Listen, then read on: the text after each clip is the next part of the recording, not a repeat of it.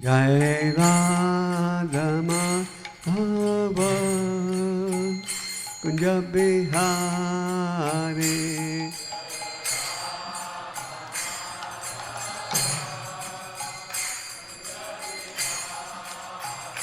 Gopi Jana Vallabha Radhari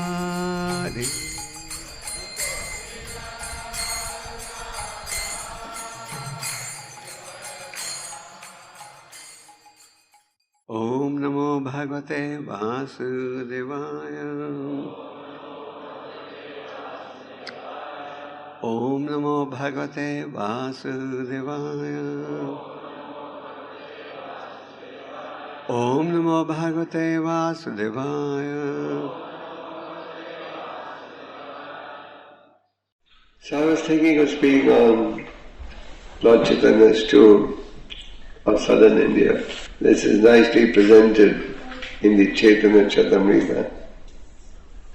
Lord Chaitanya had just converted the staunch impersonalist Sarvabhaumacharya to the path of personalism. And after converting him to the path of personalism, Lord Chaitanya told Sarvabhaumacharya that he wants to start his tour of southern India. Sarvabhaumacharya requested Lord Chaitanya to extend his stay, and he stayed there a little longer. Then finally Lord Chaitanya started his tour of southern India. Lord Chaitanya's tour of southern India is very memorable, and wherever he went, huge crowds of people would come to see Lord Chaitanya performing Sankirtan. And these devotees, we see Lord Chaitanya chant and dance, they would also begin to chant and dance. And when they would go back to their respective villages or towns, other people by seeing them chant and dance would also begin to chant and dance. So in this way, Lord Chaitanya converted everyone to the path of Vaishnavism. So during his tour of southern India, he came to stay in the house of a Brahmin devotee called Kurmadas. Kurma was a householder, and Lord Chaitanya arrived over there. He was very warmly received by Kurma. He washed his feet, and the Kurma Brahmin expressed a desire to travel with Lord Chaitanya. He said, "I'm tired of living at home. I want to travel with you." Lord Chaitanya encouraged him to stay where he was, namely at home. And he told him to follow 5 basic instructions. And he said, if you follow these instructions, you will not be separated from me, and I will not be separated from you. We will always be united. And the 5 instructions that he gave to Lord Chaitanya and that he gave to the Kurma Brahmin as far as follows. The first instruction he gave was to chant the Hare Krishna Mahamantra. So we all know that the chanting of the holy name is the recommended process for making spiritual progress. Hare Nam, Hare Nam, Hare Nam Eva Kevalam Kalo Nasteva, Nasteva, Nasteva Eva Gatina Nitha. In the Srimad Bhagavatam, when Parikshit Maharaj inquired from Shukadeva Goswami as to how will people in Kali Yuga make spiritual advancement, Shukadeva Goswami said that Kali Yuga is an ocean of vice, but there is one benediction in this age, that is the chanting of the holy names of Krishna. Elsewhere in the Bhagavatam, it is also stated, Kriteya Dihayata Vishnum Tritayo Yadito Mukhe Dvapare Prachayaram Kalodad Hari Kirtana. That in this age, by chanting the name of Krishna, you can get the same benefit that you could have obtained in Satya Yuga by prolonged meditation, in Treta Yuga by elaborate sacrifices, in Dwapara Yuga by opulent worship of the Lord. That same benefit can be realized by chanting the holy names of Krishna. So Lord Chaitanya's first instruction was to chant the holy name. We all know the importance of chanting the holy name, but unfortunately, in spite of knowing this, we do not always take advantage of the holy name. In the Upadesharamrita by Rupa Goswami, there are 11 verses, and each of these verses is so significant and has a deep message. So in the 7th verse of the Upadesharamrita, which Prabhupada presented under the title of Nectar of Instruction, Rupa Goswami says that the holy name, character, and pastime of the Lord are all sweet like sugar candy. So everybody loves sweet things, isn't it? It's a tradition all over the world that you eat something sweet at the end of the dinner. Except in India, there's a certain community, the Gujaratis, they eat the sweets before. But generally, the point is everybody likes sweets. And people love eating sweets, which is good for the dentist. And the more sweets you eat, the more cavities you get. And that's why so many people have diabetes now. Recently the United Nations declared diabetes as a major as a major disease. When a disease reaches a certain proportion, then the United Nations identifies that as a major disease. So Rupa Goswami says the holy names of the Lord and the pastimes and the character is sweet like sugar candy. But if that was so, we should all be chanting all the time, isn't it? If we all agreed with that statement, or if we could realize that statement. But he further says, but because our tongue is afflicted with the disease of avidya, ignorance, we are unable to taste the sweetness of the holy name. Prabhupada, in his purport, gives the example of a person suffering from jaundice. When suffering from jaundice is primarily a tropical disease. I don't know if you have this in North America. Anyone has had jaundice? Okay, so it's international, but it's primarily a tropical disease. So when you have jaundice, even if you're given something sweet, you can't appreciate the taste. In fact, even if you're given something sweet, it tastes bitter to you. So Rupa Goswami says that the holy name is sweet because our tongue is afflicted with avidya. We are unable to taste the sweetness of the holy name. So what is the solution? In mature life, you identify problems, but you don't necessarily have a solution. Just like so many diseases are identified, but they don't necessarily have a cure. But in spiritual life, the sages have identified the disease and given us the solution. So Rupa Goswami gives us the solution. He says, by regularly chanting the holy name, this disease of avidya will get cured and we will be able to appreciate the sweetness of the holy name.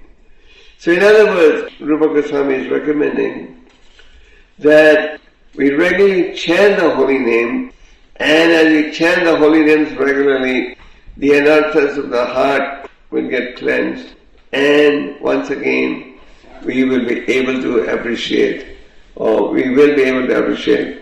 the the holy name, the sweetness of the holy name, etc. So it is important that we chant the holy names to cleanse the heart of the dirt of material misgivings. In the purport to this verse, Prabhupada further talks about the three stages of chanting the holy name. The offensive stage, the stage of minimizing offenses, and the purified stage. So in the initial stages, we chant the holy name. We may be aware of the rules and regulations or not. And this chanting, as we know, is beneficial in any condition. Once there was a movie star in India in the early 70s who made a movie called Hare Rama, Hare Krishna. Prabhupada, when he first went back to India with his Western disciples in 1971, it virtually took everyone by surprise. Prabhupada was having big pandals in these major cities of India with 30,000 to 40,000 people coming every day to hear Prabhupada. It was just amazing. So this movie star capitalized on the popularity of the Hare Krishna mantra. And he made a movie called Hare Rama, Hare Krishna. We didn't see the movie, but we've been told. The good thing in the movie was the Hare Krishna mantra was in the background of the whole movie. The downside was he completely misrepresented our philosophy. He conveyed the message that people take drugs, they feel high, and then they chant Hare Krishna. So, and that movie was a big hit in India. So I went to Prabhupada and told him, this movie is going to give our movement a bad name. It shows that we take drugs. Prabhupada said, no, nothing will be lost. People will hear the holy name and benefit. So the holy name is beneficial in any situation. And you read this in the story of Ajamil also. But as devotees, if we want to progress spiritually, then the endeavor should be to chant the holy names attentively. That is, to chant the names attentively, avoiding the offenses. And inattentive chanting is one of the offenses, and attentive chanting is conducive for making spiritual advancement. That is why it is recommended, especially when we do a japa, we should make it a point to just concentrate on the japa. And the more attentive a chanting is, the faster will we gain freedom from the cycle of birth, and then the faster will our anarthas be eliminated. And because the holy name is absolute, one never gets tired of chanting. This morning we were lecturing in the Vancouver temple, and Sutta Goswami was responding to Sanaka Rishi, who wanted to hear the narrations of the transcendental pastimes of the Lord. This chapter deals with Maitreya's conversation with Vidura. It's chapter 20 of the third canto. So Sutta Goswami states over there that the transcendental nature of the Lord and the holy names of the Lord are such that you can chant, and they will never get satiated. In other words, the transcendental names of the Lord are such you can chant all the time and you will never get tired. The materialist can never really understand how the Hare Krishna, how the devotees can chant the same names again and again and not get tired. They can chant the same names again and again. Why? Because the Lord has invested all His transcendental energies in His holy name. So chanting about the holy name is actually our most important business. Many times people come to me and say, what service can I do? So I tell them, the first service you should do is chant the whole, get attached to the chanting process. And if you're already chanting, then endeavor to improve the quality of your chanting. Many of us chant, but we don't really make a conscientious effort to improve on the quality of the chanting. So Lord Chaitanya told this Kurma Brahmin, chant the holy names of Krishna. In the Chaitanya Charitamrita you read about Lord Chaitanya's passing through the city of Varanasi. Lord Chaitanya at a young age had become a very prominent Sanskrit scholar. He had defeated all the scholars, including Keshav Kashmiri. So when he was passing through Varanasi, the Mayavadi sannyasis, headed by Prakashan and Saraswati, were discussing, this man is just a sentimentalist. He's a sannyasi from our sampradaya. Why is he not sitting down with us and meditating and studying the Vedanta instead of just chanting like a madman when you go on a Harinam? And I hear you have the same experience here. Some people appreciate, some don't. So in those days the Mayavadi sannyasis said, he's just a sentimentalist. Lord Chaitanya tolerated this criticism, but he had two devotees, Chandrasekhar and Tapan Misra, who could not tolerate this. So finally when the Lord returned from Vrindavan on his way to Jagannath Puri, he stopped in Varanasi again. And there was a Maharashtrian Brahmin who arranged for the Mayavadi sannyasis to come to his house. And Lord Chaitanya also agreed to come to display his mercy, compassion.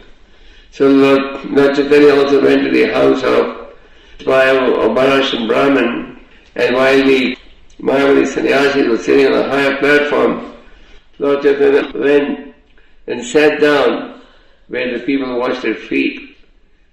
And there he displayed one of his transcendental opulences, displayed so much effulgence emanating from his body as if millions of suns and moons were put together.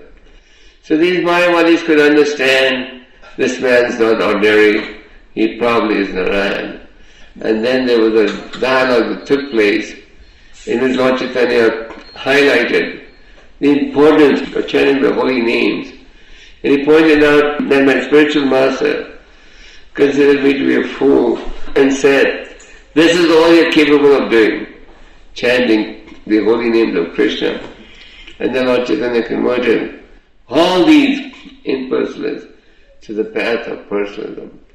So Lord Chaitanya appeared to propagate the chanting of the holy names of Krishna.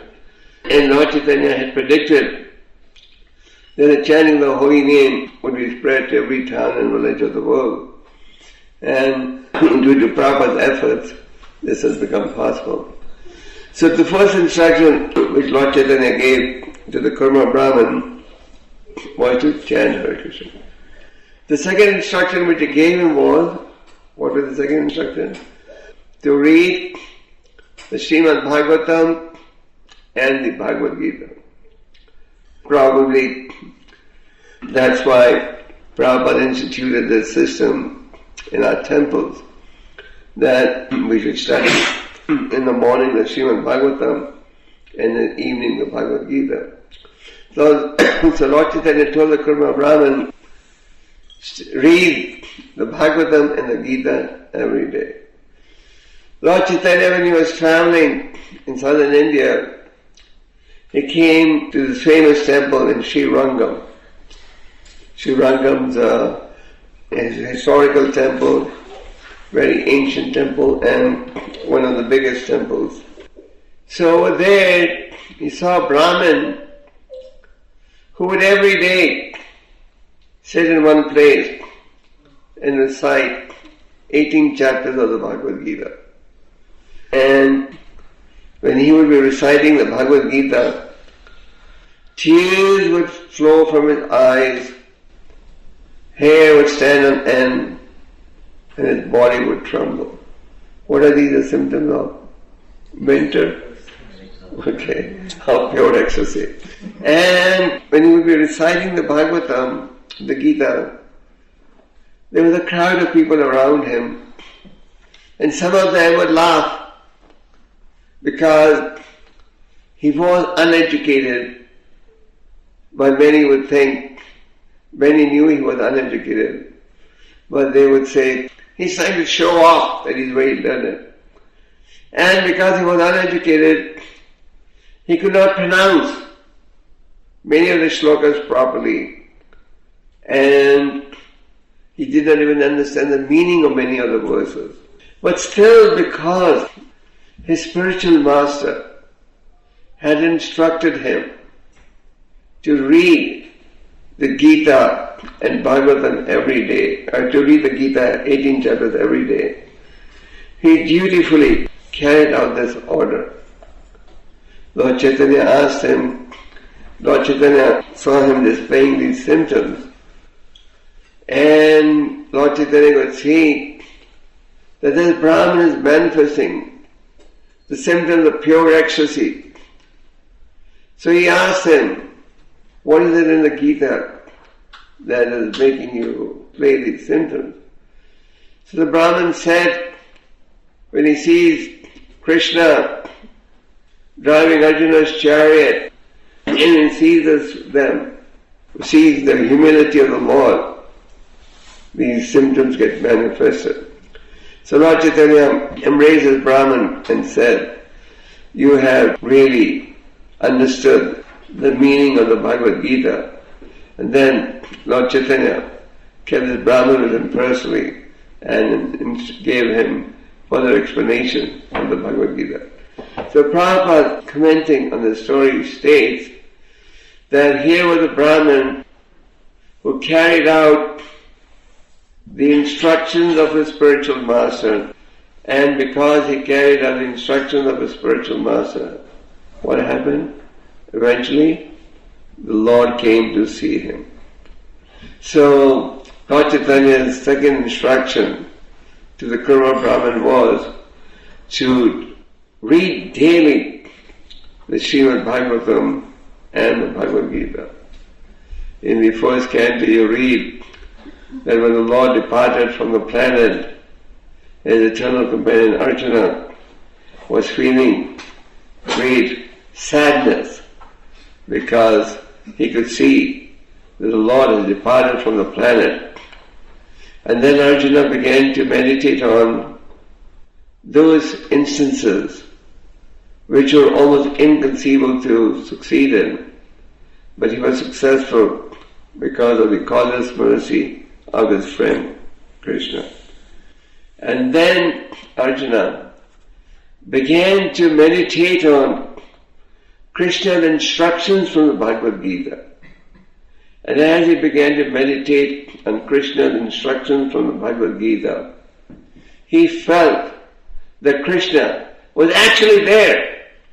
He felt Krishna's presence just by meditating on the instructions from the Bhagavad Gita, and his moroseness and sadness disappeared, and he became joyful again.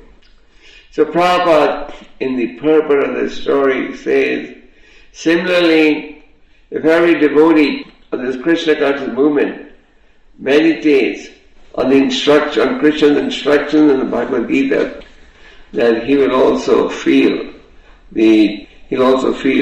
Krishna's presence and always be happy. So Prabhupada encourages us to read these books regularly. We were just mentioning to you the verse we spoke on this morning. In the verse we spoke on this morning in Vancouver, Sutta Goswami was saying, glories of the Lord can be heard millions and millions of times and you never get satiated or tired. So in the purport to this verse, in the concluding lines of the purport of this verse, Prabhupada states that the Bhagavad Gita and the Bhagavatam can be heard thousands of times, and every time you read it, you will discover something new. So that's the nature of spiritual subject matter. Just like we can chant the holy name again and again, never get tired. Just like in the fourth canto, Narada Muni gives an example. Every morning we breathe fresh air. But you never say, oh, it's stale air, I had this experience yesterday too. Every time you breathe fresh air, you feel the freshness of it, isn't it? So, similarly, every time you read the Gita or the Bhagavatam, chant the holy name, you can feel the freshness.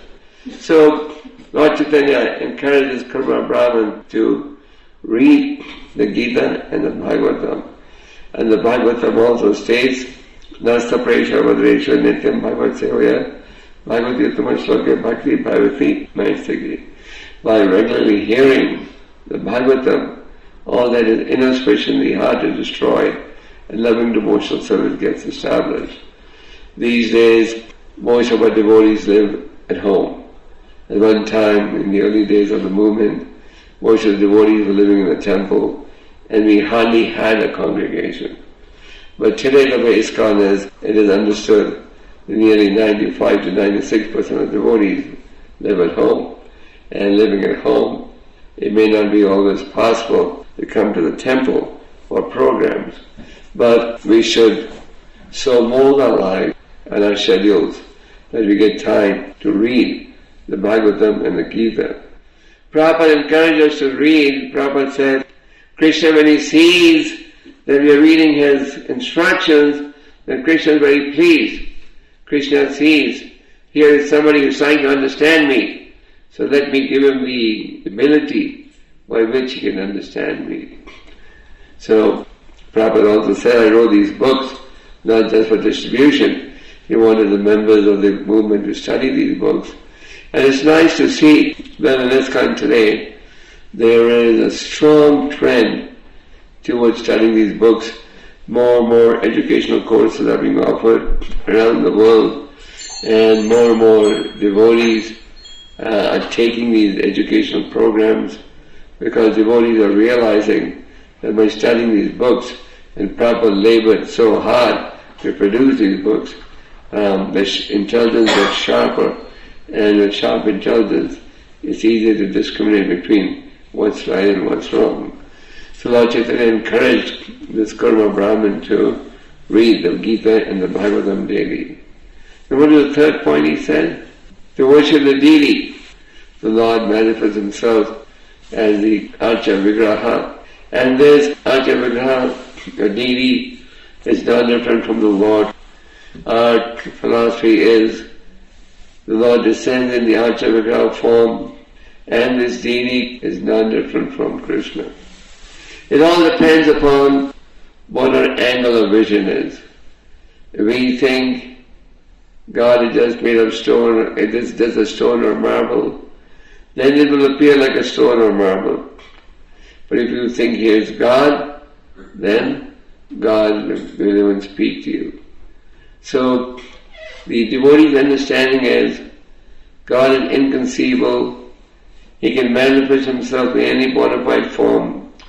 And when the form gets established, installed by the Acharya, that Archa Vigraha is not different from the Lord. In the Chaitanya Charitamrita, you read the story of Sakshi Gopal, how that Brahman's reputation was at stake. The Brahman was being accused that you have stolen all the money my father had, my son, by giving him drugs. And the Brahmin said, no, this is not a fact. And then the son finally said, do you have any evidence that my father promised my sister in marriage to you? And the Brahmin said, yes, I have a witness. Who? The deity of Gopal. So the son was thinking, the rich man's son, the deity of Gopal? A deity can testify? That's just a statue made of stone. So he said, okay, if a deity will testify, I'll agree. So the Brahmin went back to the deity in Vrindavan. And apparently, this Brahmin was living in southern India at that time, in Vijayanagar. So he went back to Vrindavan, prayed to the Lord, my reputation is at stake. Please testify that the old man promised his daughter in marriage to me. The Lord said, I can't walk. to walk. I mean, such a great distance, I would forget just walking. And the Brahmin said, my dear Lord, if you can talk, you can also walk. And the Lord then testified. So the Lord is absolute. He descends in the Archa form. This form is not different from the Lord. And in Chaitanya Charitamrita you also read the wonderful story of Madhavendra Puri, how the Lord instructed Madhavendra Puri in a dream how to install the deity. The Madhavendra Puri finally went to Orissa to bring sandalwood, because he was instructed by the Lord in a dream to bring sandalwood. And then when he went there, he stopped at the temple in Rimuna. Rimuna is a very ancient temple. And the deity there, Kichor Gopinath, that deity apparently, it is said, was personally carved by Lord Ram when he was on the planet in the beginning of Treta Yuga. Lord Ram was describing to Sita that he would be descending in future as Krishna, and then he made a statue to show what he would look like. So, Madhavendra Puri, when he came to the temple of Radha Gopinath, he had heard about the wonderful kheer, sweet rice, and prasad that gets offered to the deity. So he was thinking, if only I have a chance to taste this sweet rice, then when I go back, I can prepare similar sweet rice for my deity. Just like we learn from those who know better than us. Even in the cleansing of the Gundicha temple, you see, Lord Chaitanya had organized different parties, but some parties were collecting more dust than others. So Lord Chaitanya would make those parties that were collecting more dust show the others who were collecting less dust how to scrub better and produce more dust. So this is an ancient process. So this Madhavendra Puri, he really wanted to just taste so he can improve the quality of his offering to his deity. But unfortunately, he manifested a desire to taste while the offering was going on. Feeling embarrassed, he left the temple and went to the marketplace to chant. The Lord knew what his devotee wanted. And what did the Lord do? He stole a cup of sweet rice, hid it behind a curtain on the altar, and revealed to the pujari in a dream that I have stolen a cup of sweet rice, and please take it, go to the marketplace and give this to the devotee Madhavendra. The pujari could not believe that the Lord could steal sweet rice and hide it behind a curtain. Anyway, he got up, got ready, and when he went behind the altar, he saw, yes, true, there was a glass of sweet rice hidden behind. So, then the pujari went and gave this to Madhavendra Puri. So we just gave these examples to show, there's so many other stories in our scriptures, that the Lord descends in the Archa Vigraha form, and this form is not different from the Lord. And devotees have deities at home. And Yamuna Mataji and Dinataranya, they have very beautiful deity worship. Every time I come here, we go and have darshan of the deities, and even in this ISKCON we see that many grihasthas have deities at home. So, and in the temples we have bigger deities.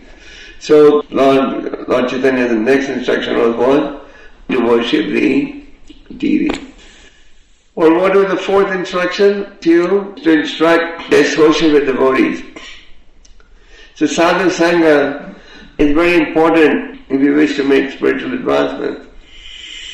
And Prabhupada created this wonderful ISKCON society that gives us plenty of opportunity to associate.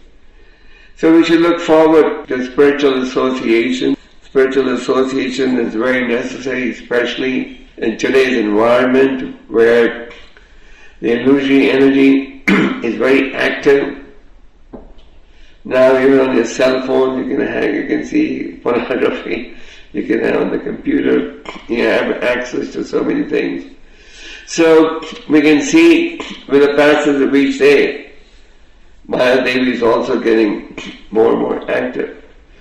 So spiritual association, sadhu sangha, sarva shastra kaya. So this spiritual association is very necessary. And the purpose of spiritual association is to strengthen our spiritual life. Prabhupada also started the Mayapur Vrindavan festival, which is also meant to give devotees an opportunity to visit the dhams and get spiritual association. Prabhupada introduced many programs like a Sunday feast in temples to give devotees a chance to associate. So we should look forward to spiritual association. In the fourth canto, Narada Muni explains that one can possibly have 3 different levels of association. You can associate with those who are more advanced, you can associate with those who are equally advanced, and you can associate with those who are less advanced. So when we have the opportunity to associate with those who are more advanced, a devotee becomes joyful, and the Bhagavatam gives the example of the peacocks dancing in ecstasy when they see clouds for the first time in the rainy season. So when you have the opportunity to associate with those who are more advanced, you become joyful. Why? Because in that association you'll hear something to instruct us, inspire us to progress on the spiritual path.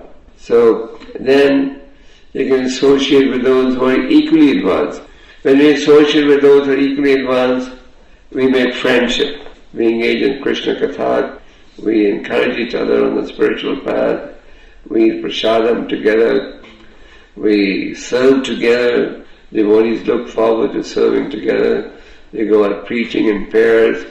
Even when Lord Chaitanya ordered his associates to go and preach, he sent Haridas and Nityananda in a team. Can you imagine? So Haridas and Nityananda going together in a team, preaching house to house. The Jagai Malai experience was also there with Haridas and Nityananda preaching together. So when you meet somebody equally advanced, we make friendship. Prabhupada says when you meet, in the material world, when you meet someone equally advanced, you try to show off you're a step ahead of the other guy. But in spiritual life, when you meet someone equally advanced, you make friendship, it gives you the opportunity to engage in Krishna Katha. You have festivals, just like you had the Rath Yatra festival here recently in Chanakati. So all these festivals, etc. So when we meet somebody equally advanced, we make friendship. Our friendship should be spiritual friendship. That is, we encourage each other to progress on the spiritual path. In mature life, friendship means we facilitate each other's sense gratificatory programs. But in spiritual life, friendship means we encourage each other to progress spiritually. When you meet somebody less advanced, you display compassion. You try to enlighten him about Krishna consciousness. You try to enlighten him about the value of pursuing spiritual life. So, spiritual association is very necessary, and we should take advantage of it. Rupa Goswami in the 4th verse of the Upadeshamrita talks about 6 rasas amongst devotees. One is revealing a mind to those who are more advanced, and the other is taking instructions from them. So Prabhupada says that the ISKCON society was created to facilitate these 6 rasas amongst devotees. So we should look forward to spiritual association, and in ISKCON we base all our activities based on the teaching that Prabhupada gave us in his books, writings, letters, etc. The first instruction that Lord Chaitanya gave to Kumar Brahman was, what was the first one? Recite in the dham. Now everybody moves to the dham, they'll be really high. The land prices and dhams are already overpriced. In Vrindavan, the land prices are even higher than many parts of Germany and America. So obviously, if everyone all over the world was to pack up and go to Vrindavan, Mayapur, Dwarka, all these dhams, there'd be nobody left to preach. So the most practical application would be to convert your residence into a dham. So where we are living, make the atmosphere Krishna conscious. And wherever the Lord is glorified, that place becomes Vrindavan. Prabhupada said, these temples of ISKCON, but in London, New York, Delhi, Bombay, they are not in these cities. They are in Vaikuntha. These temples may be in a gross materialistic city like New York. Radha Govinda are being worshipped, and if the Lord is glorified and served, then that place becomes a dham. It becomes a place of pilgrimage. Just like it is said in Bhagavatam Vidura, saintly people carry the place of pilgrimage in their heart. So the saintly people carry the message of Godhead, and wherever they give the message of Godhead, that place becomes spiritualized. Prabhupada, when he returned to Vrindavan for the first or second time with the Western disciples, the citizens of Vrindavan had arranged a big reception. And in the reception, they said in the welcoming address that Swami Prabhupada took Vrindavan to the whole world. So Prabhupada took Vrindavan to the whole world in the sense that wherever he went, he spiritualized that place by giving people Krishna consciousness. So the fifth instruction Lord Chaitanya gave to Kurma Brahman was to reside in a dham. So we have to make our residences in the spiritual embassies of the Lord. Here in Sharanagati, we have a big community of devotees. Everyone has a house, and in every house I believe there's a temple. So we should make the atmosphere in our homes so spiritual that we can all progress spiritually. And Lord Chaitanya gave this famous verse to Sanatana Goswami in which he describes, in which he uses the word Sharanagati. Sharanagati means to surrender. So Lord Chaitanya gave 6 divisions of surrender, isn't it? What are the 6 divisions of surrender? A, 1, to accept everything favorable for spiritual advancement. B, to reject everything unfavorable. Third, to understand that Krishna is your maintainer, master. Krishna will give you protection. 5th, self-surrender. And 6th, humility. So I believe these 6 should be the guiding principles of our Sharanagati project, because Lord Chaitanya described these 6 divisions, 6 activities as essential for surrender. And then Thakur Bhaktivinoda wrote a beautiful offering in Sharanagati, and he very nicely in his offering gives us guidelines how we should chant the holy name to the Lord in a humble frame of mind. We can gain mastery of the mind by the chanting of the Hare Krishna mantra. We should be anxious to serve others, think of others' pleasure and your pleasure last. So that should be our guideline, the teachings of Lord Chaitanya to Sanatana Goswami, the writing of Thakur Bhaktivinoda, and this human life should be used to achieve those goals. So I'm very happy to be here. I thought we could just share with all of you Lord Chaitanya's instructions to the Kurma Brahman, and we should all endeavor to try and follow these instructions, and then we'll achieve our goal, which is to surrender, and which is the name of the project, Sharanagati. Hare Krishna.